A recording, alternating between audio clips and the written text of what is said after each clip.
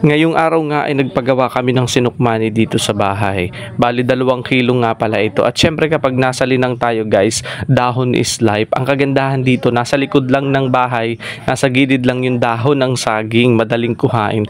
Unlike kapag mga nasa kabayanan, nako, bibilihin mo pa yung mga ganitong bagay. Yun ang kagandahan guys pag nasa linang, pag nasa probinsya, yung mga bagay-bagay abot kamay mo lang, nasa paligid mo lang.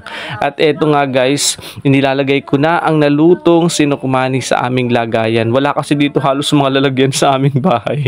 Kaya maliliit lang yung mga lagayan namin, tapos nilalagyan ko lang ng dahon ng saging. Ang tanong, bakit nilalagyan ko pa ng dahon ng saging? Para mas mabango at mas masarap, 'di ba?